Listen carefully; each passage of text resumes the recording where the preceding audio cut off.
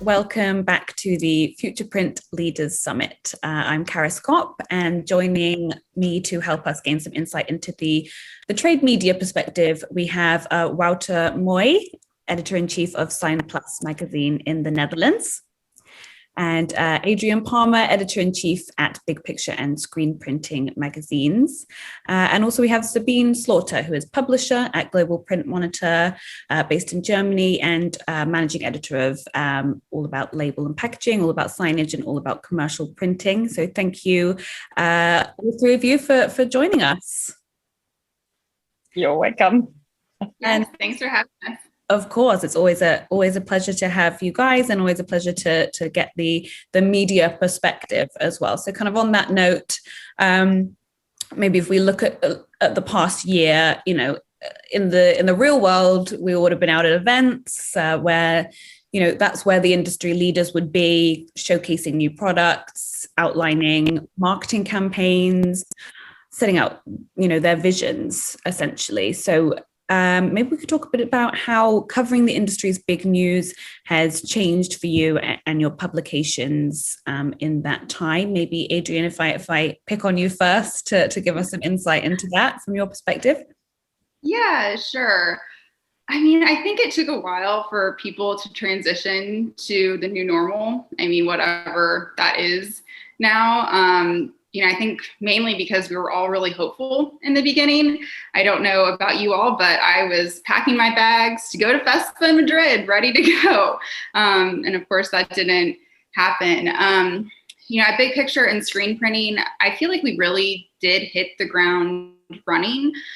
We collaborated with experts, look for webinars. So we worked with an outside CPA to discuss the CARES Act, which was a US-based act. And then we worked with an attorney to help navigate the Families First Coronavirus Response Act. So that was really helpful at that time. This was probably like March, April.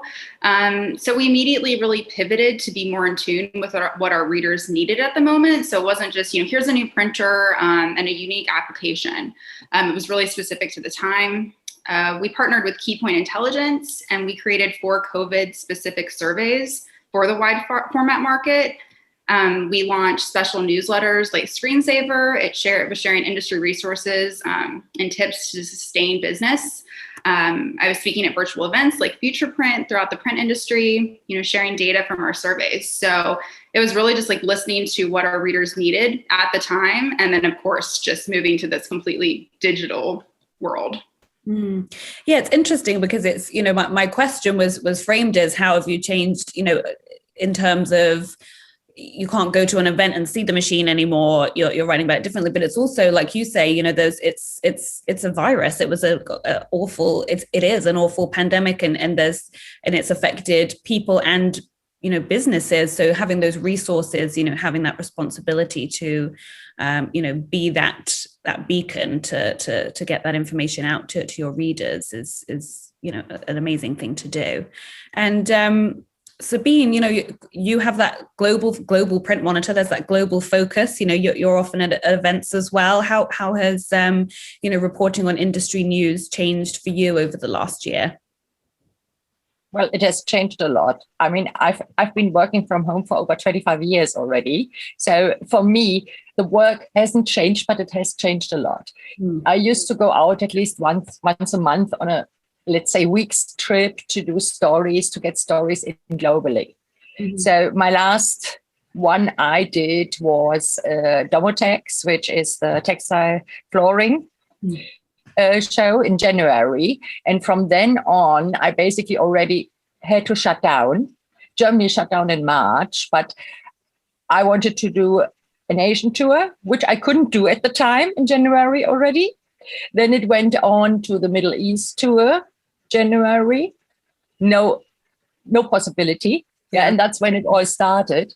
So yeah, you couldn't touch anything. You had to keep in touch via Skype, via Zoom, etc.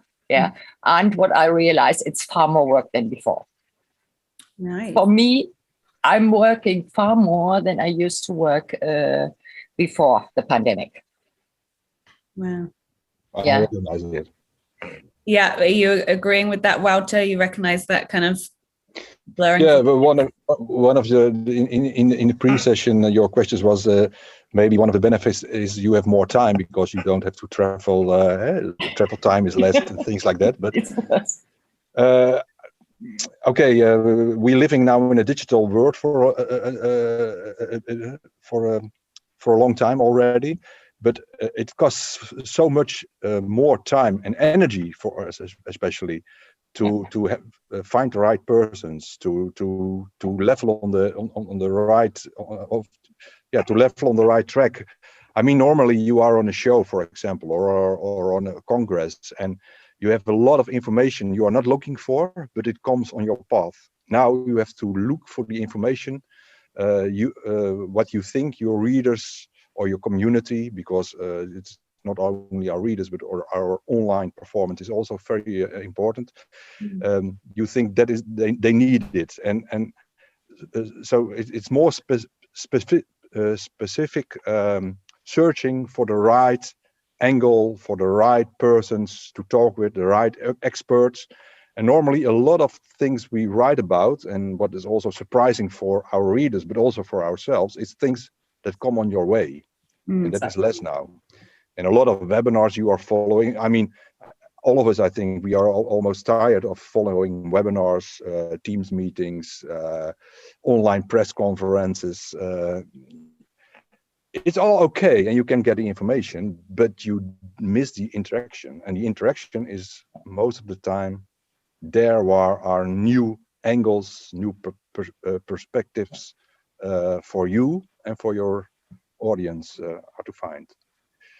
So it costs more time, but also more energy is what I experience. Yeah. Yes. Yeah, everyone seems to agree on that point. It's interesting, isn't it? You think, oh, I'm not traveling so much. Perhaps, there's more time for other things, but it doesn't work out that way, does it? Yeah. And I would say once we get back to traveling, I'm not sure how we're going to do it, because now everyone is expecting these digital experiences. And so we'll be on the trade show floor, but also all the things that we've been doing, there's still going to be a need for that. So we'll be working triple time. Yeah, I think you're right. Might get to a hybrid format. Yes, exactly. Yeah. Where we are having digital and let's say a visit to a trade show at the same time.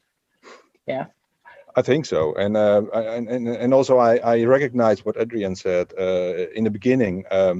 We were not you asking how do you get the information for new printers or new applications or things like that. But in the beginning of the pandemic, well, in fact, we were running a show in the Netherlands at the moment that the Netherlands got in a lockdown. So that trade show stopped a few hours earlier than was predicted, because there was an immediate lockdown in Holland. Wow. So we had a lot of information from the trade show we could use for our next issue. That was a luck. But then all the other information we were trying to get to our audience, it was more about what is happening, how will it affect our industry, what regulations are there, where can you knock on which door can you knock for financial support by our government, for example, all things like that. So we were in a complete other mode. We also made special dossiers and newsletters about things related to the sign and print industry around COVID-19. And later on, okay, then we started to create new things, and then the story we were telling was more how are other entrepreneurs in the industry, how are they dealing with the situation, how do they see new opportunities, what new applications are there in. Of course, in the beginning a lot of COVID related signage, but it was only 1.5 to 2 months, and then they were coming in other industries like for example interior decoration. It's really a booming market. It was already, but I think COVID has created more and more attention, more demand for it, because people are at home and they are looking and think, well, we can eat something. Their holiday money is not spent, so they have also money. So I see a lot of business to business, normally sign makers, printing industries, the printing companies who are working for normally business to business are also now exploring business to consumer. They are creating own web to print platforms, small for themselves to reach out for those consumer markets because they see opportunities there. Yeah, we also got new areas, like for example, for the pandemic signage. Yeah, something like social distancing signage, which we are having now a lot. Yeah. Yeah. What we did initially was basically translate everything we are writing into all our 7 publication languages, which is normally a sponsor thing. But it was basically the time to build up to Drupal, and everybody wanted to know about products. So we thought, okay, how can we help the industry? How can we help the printers? By making that information available in their languages. Yeah, and again, this all kind of plays into, you know, what we said already. It's that responsibility for all of you and for trade publications to, you know, show that leadership in yourself and show ways that businesses can help themselves and get help that they need, as well as kind of going on to report the news. You know, ultimately that's your kind of responsibilities, I guess, is to, you know, help the businesses that make up your readership. And, you know, just on that kind of leadership note, this is the Leaders Summit. So, you know, to stay on that topic, you know, Adrienne, going back to what you were saying then about the optimism of last year, you know, I think I remember you and I corresponding after every kind of you know, see you at FESPA, okay, no, see you at Drupal, okay, no, you know, whatever the next one is, and, you know, staying optimistic that we might see each other at a forthcoming event. And, you know, so going back, you know, in time, a year, kind of knowing what we know now, what are your kind of thoughts on, you know, any leadership lessons learned or anything that you would change about how you conducted your role or managed your team or made editorial decisions? You know, is there anything that you think you might have done differently, or anything that you're particularly proud of that you did do, even looking back now with what you know? Well, I definitely would have saved us both some time with some of those emails back and forth that I'll see there. And I definitely would have stopped saying, I can't wait to stop talking about this, which I said often in March of 2020, which was wasteful as well. You know, personally, it probably would have taken off more time and maybe tried to have a better work-life balance, and express that with my team earlier on. You know, we no longer work from home, we live at work. So like understanding that, and as Sabine said, you know, I worked from home before this, but we had outlets after. It's completely different. And obviously our time too has just been like doubled, tripled. So definitely would have changed that. You know, in terms of editorial decisions, I would have bought a ring light and a microphone and external webcam like right away. Some of my early videos are like, whoa, you've come a long way now. But, you know, like in all seriousness, we really did pivot to what our audience needed quickly. And I'm super happy with how our team handled things. You always want to do more, but there are so many hours in the day. So looking back, I'm pretty happy with what we've accomplished, with everything that's going on. Fantastic. And yeah, maybe if I go to you, Wouter, kind of on that topic, you know, any kind of leadership lessons learned, anything that you would have done differently over the last year, knowing that, you know, it's March again, and here we are, you know, not looking at it in the rearview mirror, as it were. Is there anything that you would say that you've learned in that time? Oh yeah, I think we have learned. It's very important to stay in contact with experts in the market, and if you want to be an expert yourself as a platform, then you need other people in the market who has a better view on specific angles on the market you are operating in. And we started, for example, with something we didn't do,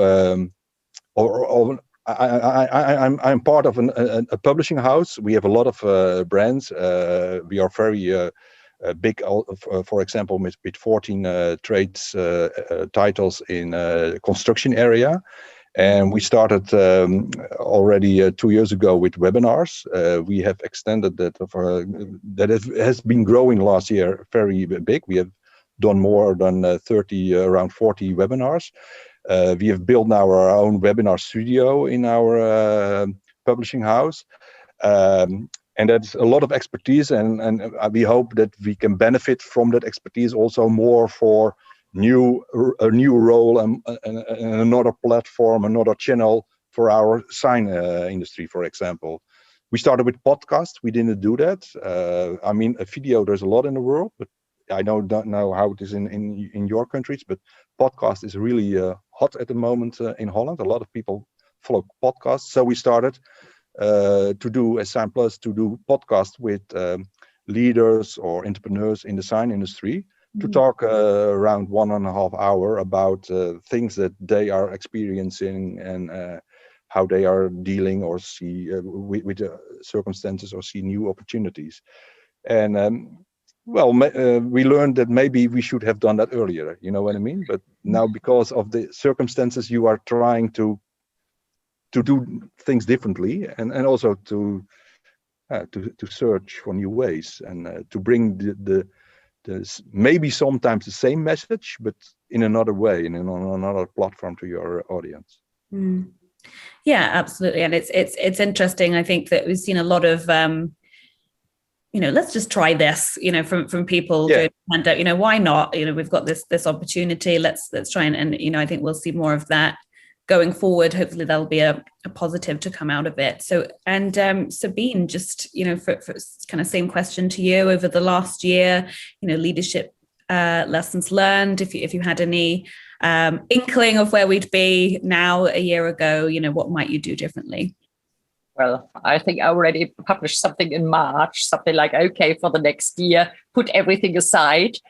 Things will be accelerating, but also decelerating in certain areas. And for me, it was very important also to keep in contact with printers, with PSPs, instead of only the experts, because the printers is the ones who are having the difficulties. They're coming up to you with a question, how do I do this now?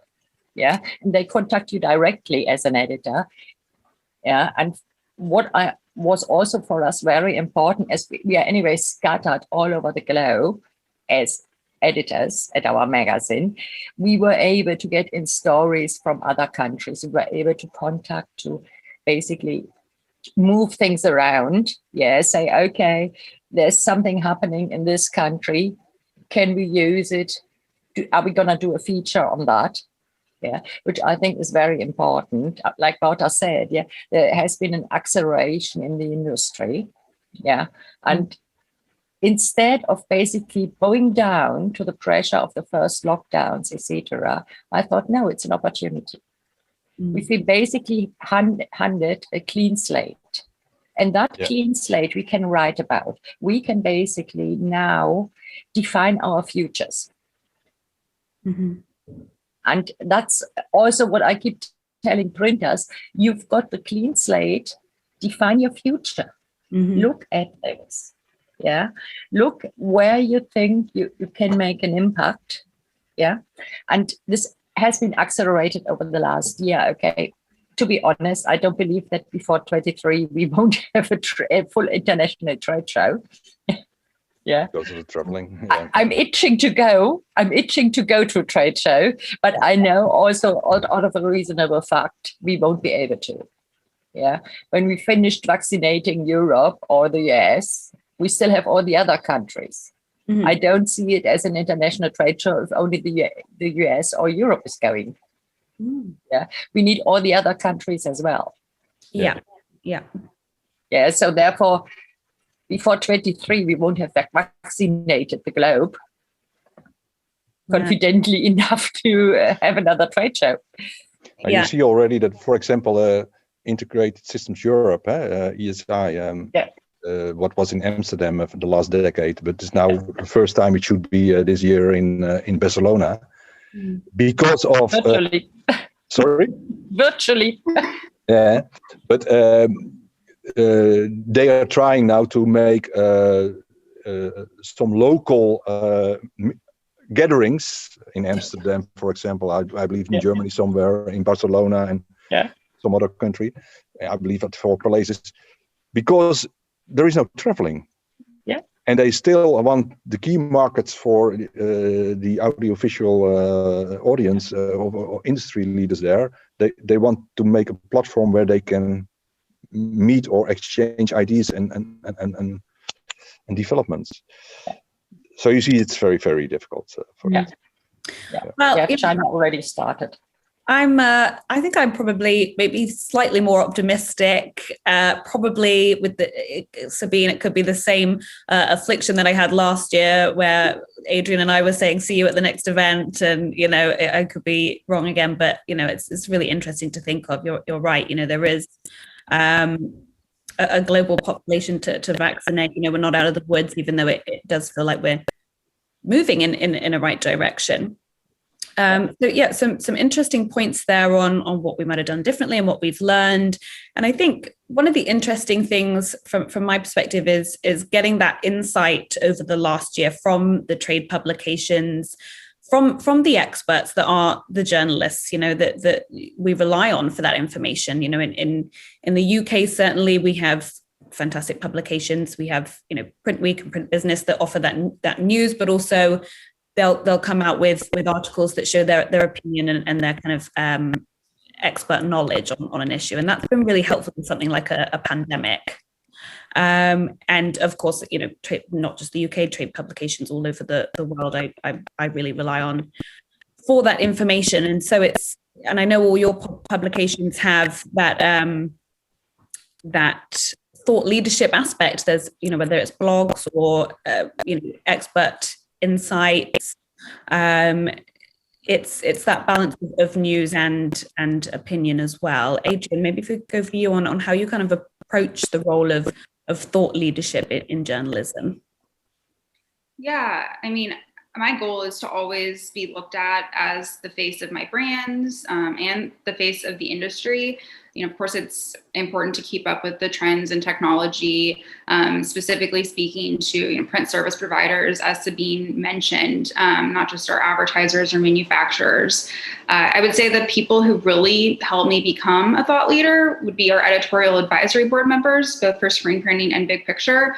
With them, I'm able to gather information straight from the shop floor. I'm tapping those who are leaders in the industry. I'm gathering data from survey research, like I mentioned, with key points. So I think the best way for me to be a thought leader is to, lead by listening. And that's really by doing so by speaking directly to those print service providers. Yeah, absolutely. Exactly. Yeah, you have to listen to what people are saying, get that insight onto what these people are dealing with day to day. And Sabine, what about you? What about that kind of role of being, having that thought leadership within journalism?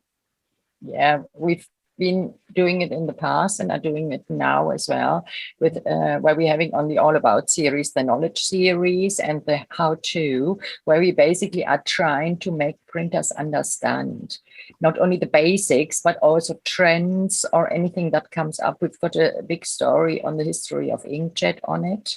Yeah, I started with a series about welcome to the new normality, something like that, already out in March, April. And there's a lot of things where we need to basically pick up the trends and make them understood to the PSPs. Mm-hmm. Because in fact, it's the PSPs who are basically, or who have been bombarded by the manufacturers a lot, with a lot of information. But in order to process that information, they need more background quite often. Yeah, I don't criticize the manufacturers for that. I rather criticize us for not picking it up earlier and basically educating the PSPs, because they are our readers. Yeah, absolutely. And WOUTER, it'd be great to get your insight into this as well. Your approach to thought leadership, to sharing your opinion, to taking your expertise in the space and getting the word out there to your readership. Yeah, we always say we want to to inspire, to educate, to give information, and to educate our audience. There are three main pillars under our brand, and that is even more important now in those days. And I agree with the others that it is very important not only to speak with experts, but the real expert is the PSP itself, the companies that are working in the field, and it's our audience, because they see sometimes things happening in the market, and I mean then really in the market, in real connection to the end user, what is working or not, or what is which applications are could have a benefit.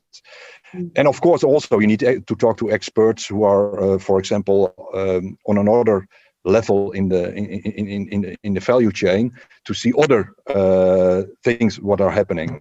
For example, at the moment, I've talked to a lot of people, and what I already said, that the decoration market is developing very quick, and I think in the future that will be also a market that will stay and will grow even more. But also I see in the textile printing market, I don't know how it is in your countries, but the event and the exhibition industry completely shut down.